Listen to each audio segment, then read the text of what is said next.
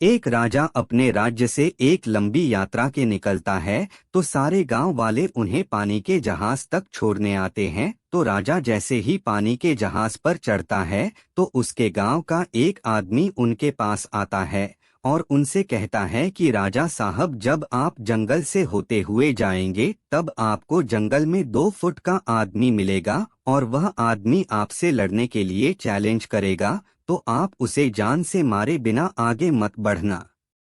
अब राजा उस आदमी की बातें मानकर यात्रा के लिए निकल जाते हैं।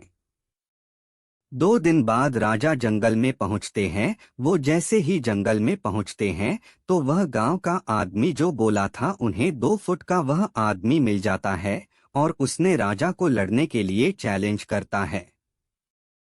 अब राजा उस 2 फुट आदमी से लड़ने के लिए तैयार हो गए और लड़ाई शुरू कर दी। थोड़ी ही देर में लड़ाई खत्म हुई और राजा जीत गया। लेकिन जब उसको जान से मारने की बारी आई तो राजा ने कहा, इस 2 फुट के आदमी को मारने में कैसी महानता। राजा ने उस 2 फुट आदमी को जिंदा छोड़कर आगे बढ़ गया।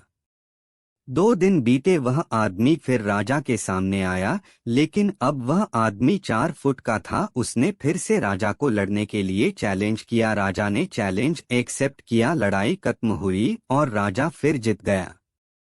लेकिन इस बार भी राजा ने उसे ये कहकर जिंदा छोड़ दिया कि इस आदमी को जान से मारने में कैसी महानता। 2 दिन बीते, वह आदमी फिर से राजा के सामने आया, लेकिन अब वह आदमी 6 फुट का हो गया था। उसने फिर से राजा को लड़ने के लिए चैलेंज किया। फिर लड़ाई शुरू हुई। फिर राजा जीत गया, लेकिन इस बार भी राजा ने उसे जिंदा छोड़ दिया। अब इसी तरह राजा उसे छोड़ता गया और वह आदमी हर बार 2-2 फुट बढ़ता गया और एक दिन ऐसा आया कि वह आदमी राजा से भी बड़ा हो गया। उसने फिर से राजा को लड़ने के लिए चैलेंज किया, लेकिन इस बार राजा थोड़ा डर गया। लेकिन राजा फिर भी चैलेंज एक्सेप्ट किया। लड़ाई शुरू हुई, लेकिन इस बार राजा बहुत जख्मी हुआ। राजा का एक हाथ टूट गया, लेकिन राजा फिर भी उस आदमी को जैसे तैसे करके हरा दिया। लेकिन इस बार उसने इस आदमी को जिंदा नहीं छोड़ा, उसने उसे जान से मार दिया। अब आप मुझे बताइए, महानता किस में है।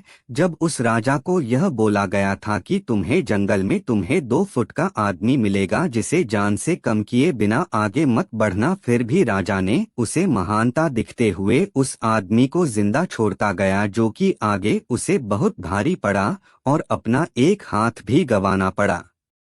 तो अब मैं आपसे कह रहा हूं कि आपके जिंदगी में कितनी भी छोटी से छोटी प्रॉब्लम आए, उसे खत्म किए बिना आगे मत बढ़ना, क्योंकि कल को वही छोटी प्रॉब्लम आपके सामने बहुत बड़ी बनकर आ जाएगी और इन छोटी छोटी प्रॉब्लम को सॉल्व करने से आपको एक्सपीरियंस होता है और बाद में आपकी जिंदगी में कितनी भी बड़ी प्रॉब्लम क्यों ना आ जाए, आप उसे भी बड़े आराम से सॉल्व करके आगे बढ़ जाना।